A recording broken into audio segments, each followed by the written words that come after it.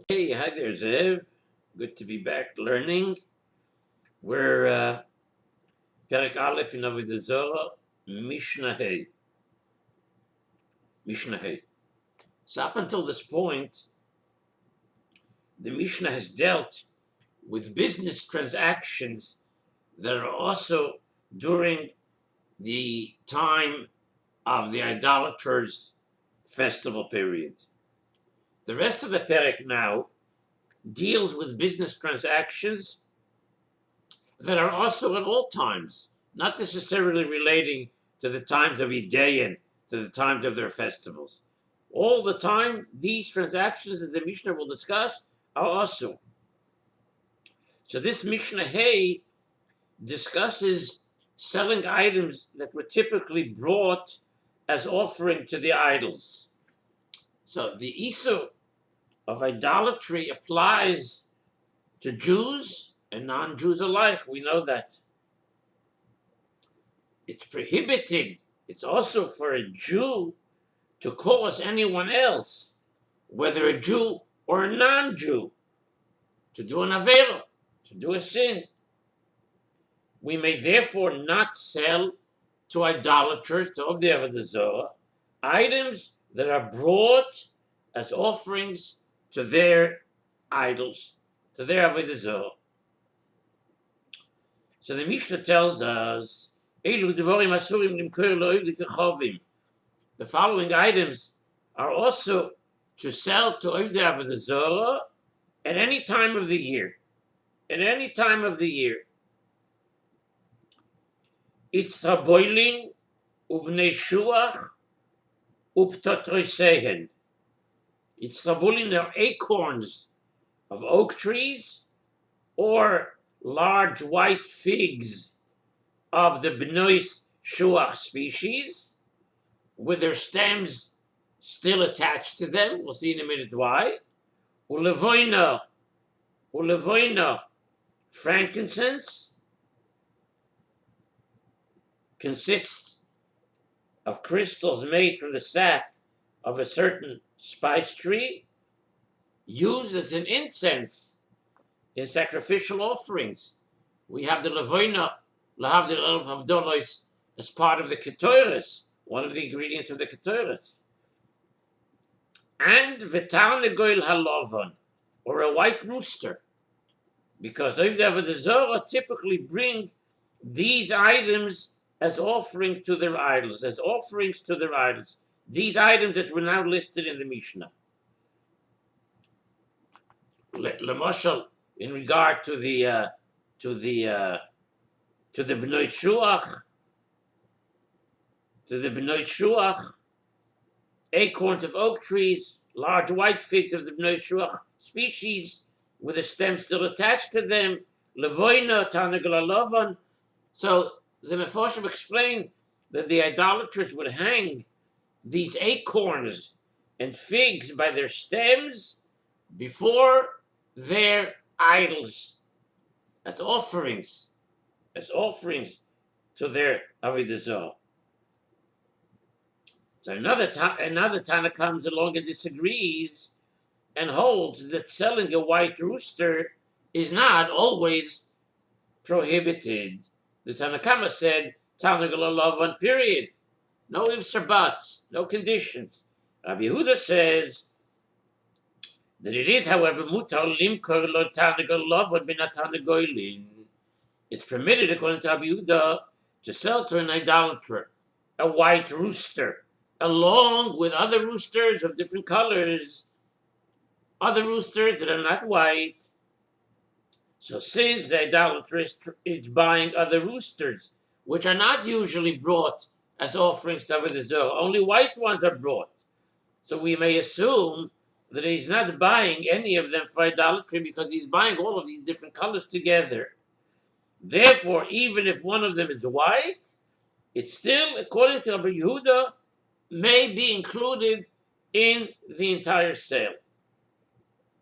Now the Mishnah describes what can be done in order to be allowed to sell an idolater a white rooster without other roosters. The Mishnah now amplifies on the statement of the Tanakama that we thought said that you can never sell any white roosters. The Mishnah says, yeah, it's possible. Ubisman shehu bifnei atzmoi, when the white rooster is being sold by itself, and the Yid wants to make a transaction, he wants to make business, he wants to make some money, selling the white rooster to the Goy or Avodah Zarah. Bisman shehu bifnei atzmoi, when the white rooster is being sold by itself, there is an eitzah how it could be done. The Jew must first clip the Jew must first clip off its toe, koiteya is its boy, and then he may sell it to them. Why is that? Because lefi shein makrivim chaser l'avodah zarah. Because idolaters do not bring their idols offerings that are missing a limb. Oh, so if they're missing a limb, it won't be brought up with the Zorah, and therefore the Jew can sell a Tarnagol, which is considered halachically a choser, to the Oived of the Zorah. Now the Mishnah clarifies the halacha regarding selling any other item to an idolater. Usha'ar kol advorim, says the Mishnah. Usha'ar kol advorim. As far as selling all other items, besides those listed in the Mishnah to an idolater, the halacha is, the law is as follows. Staman muta. If the idolater doesn't specify that he wants to buy this item, that item, or the other item, because he's going to use it for Avodah Zarah brought to his idol, then al pi halacha it's permissible to sell them to him. That's staman. Staman means plain. He wants to buy a bunch of things. Doesn't say it's for anything. He wants to buy it. No explanation. But if he specifies that he's buying them l'shem his Avodah Zarah, then the halacha is it's prohibited to sell them to the goy. That's really, it's like a summary of this basic halacha. The Mishnah gives us a general principle to go by. Staman mutar, perushon osur. Now comes along Rabbi Meir and adds additional items to the list that were listed in the beginning of the Mishnah that may not be sold to an idolater at any time. The beginning of the Mishnah told us it's tarabulin, b'noi shuach, pitroseyen, levoina, and tarnagol alovan. Rabbi Meir adds to this list. Rabbi Meir says, Av dekel tov, v'chetzev, or v'chotov, v'niklivam, also libko le'oivdav k'chovim. Rabbi Meir says it's also to sell to oivdav the Zorah high quality dates. Dekel tov, high quality dates, high quality date palms. V'chotov and sugar cane, and niklivan. Niklivan is a rare and valuable type of grass. Now the common denominator to all of these three items is that these items too are offered to the idol.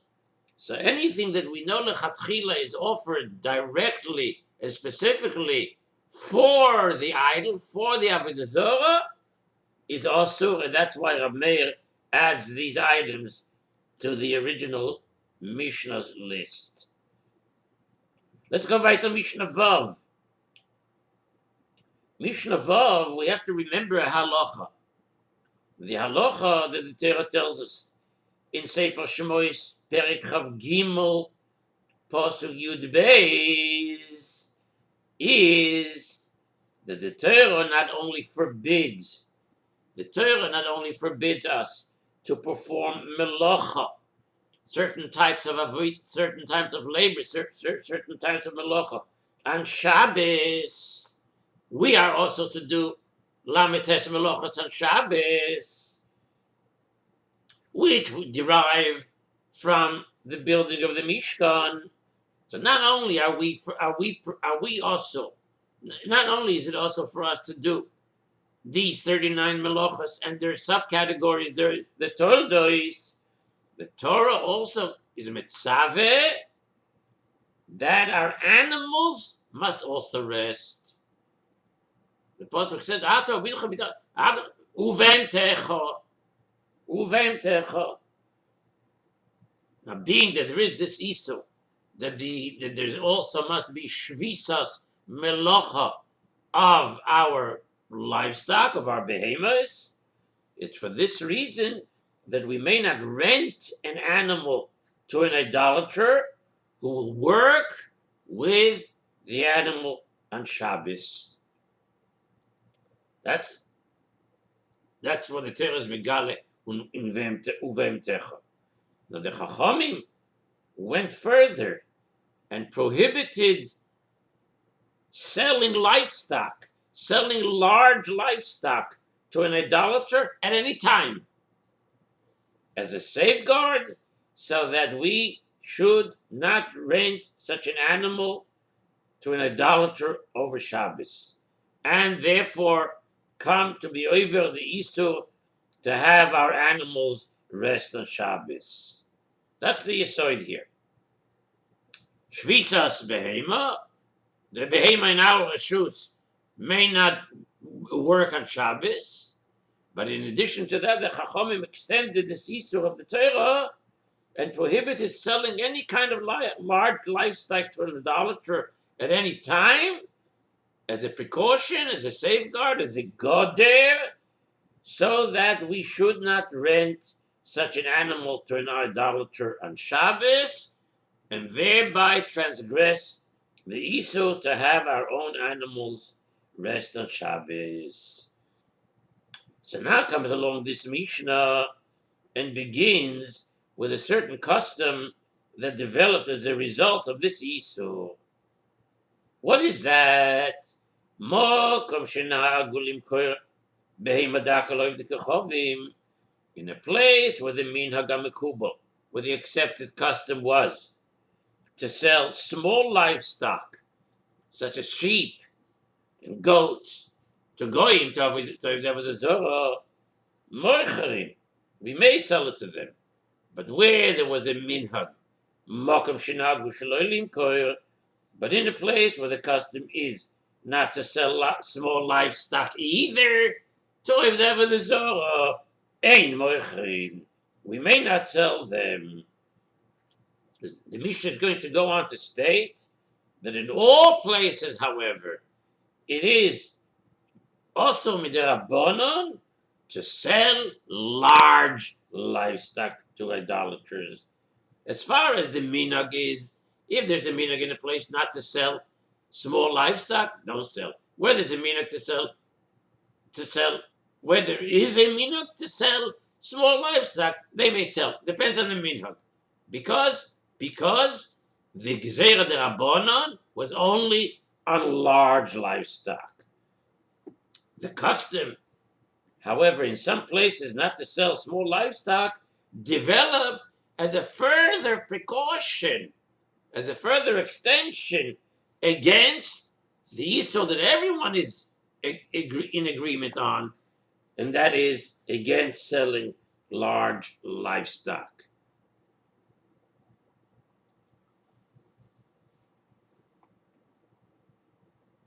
Now the Mishnah continues, but uvechol mokom, every place, as we just said, uvechol mokom ein mochrim lahem be'emagasa.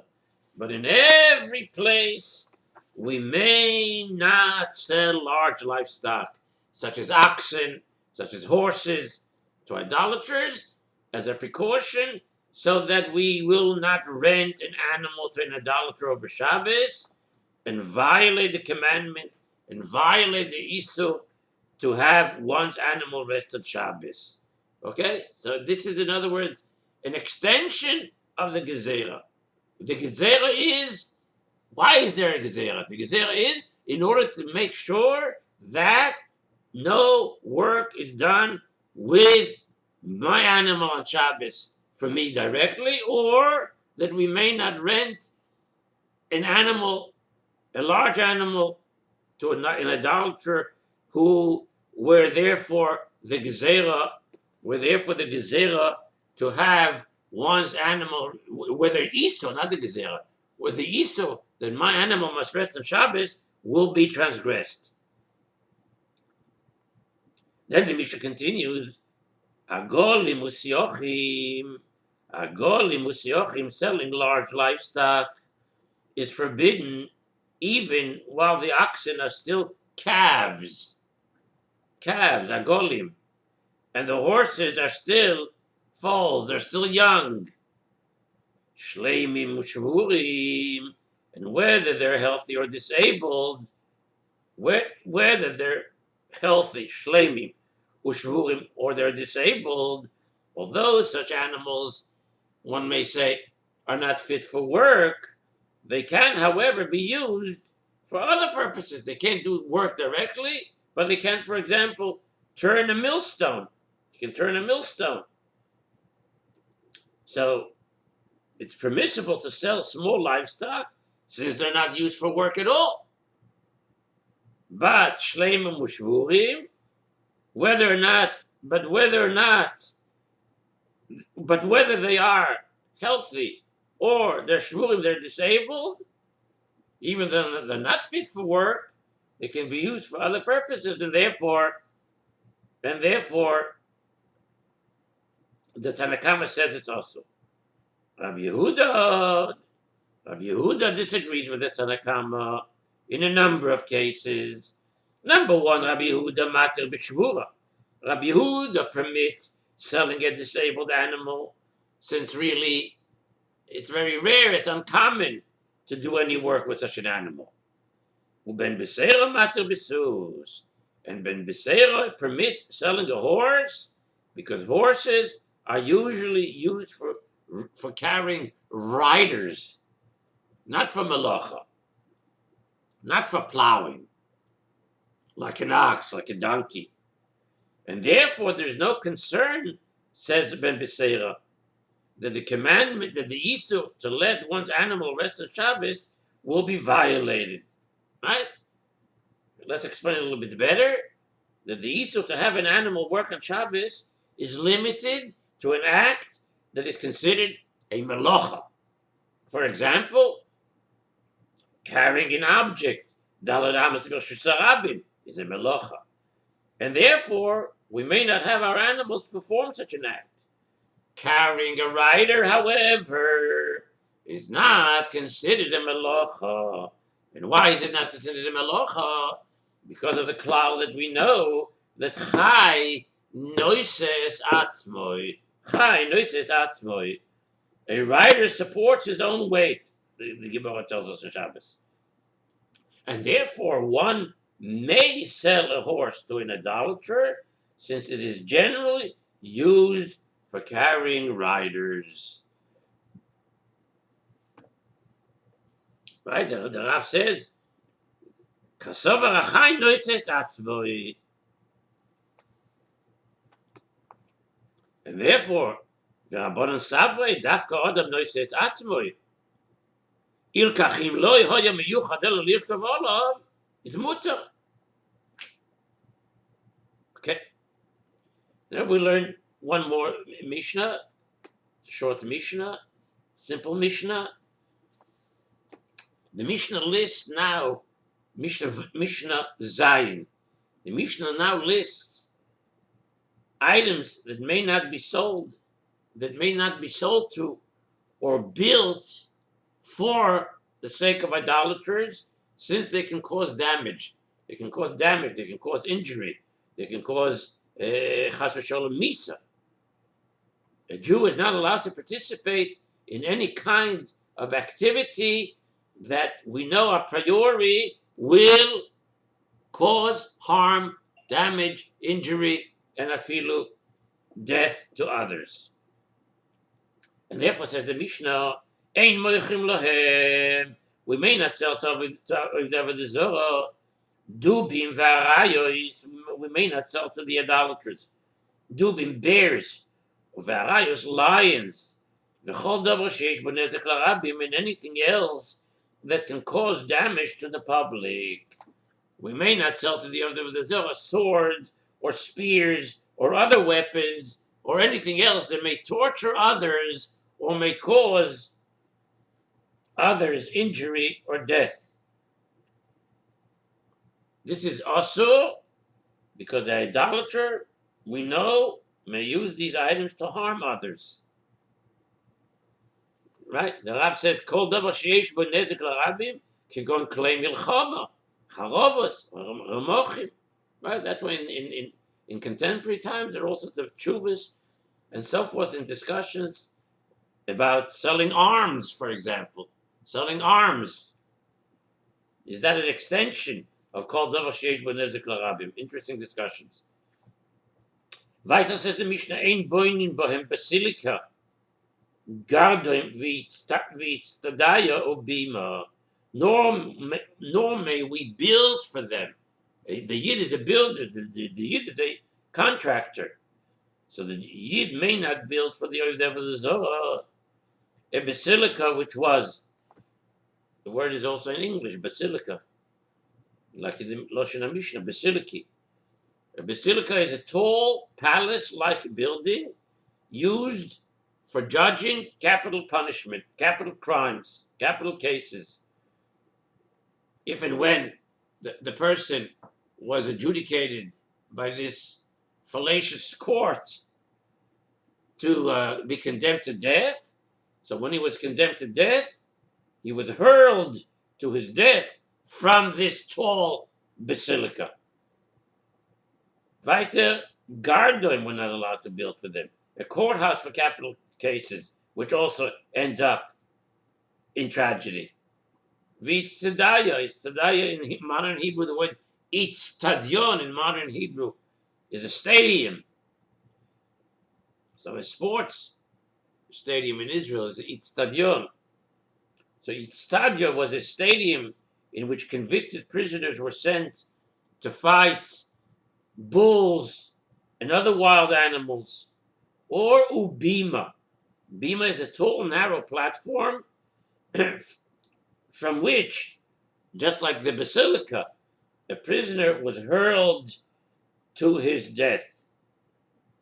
Okay, so the basic halacha is that one may not build any of these structures for the idolaters, since we know the chatchila that they will be used to harm and cause injury or death to others.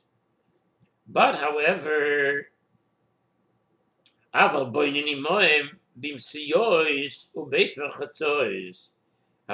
may build for them bimsiyos, which are beautiful structures that are not used for idolatry or capital punishment, but rather they're types of structures used for entertainment. However, okay, ubeis b'chatzois are bathhouses, right? The bimsoyos are the houses of entertainment. The beis b'chatzois are bathhouses. When, however, we build the bathhouses for them, and they reach the archway in which they will place an idol, it's also to build that arch for them, because that archway, we know, is built specifically for the idol.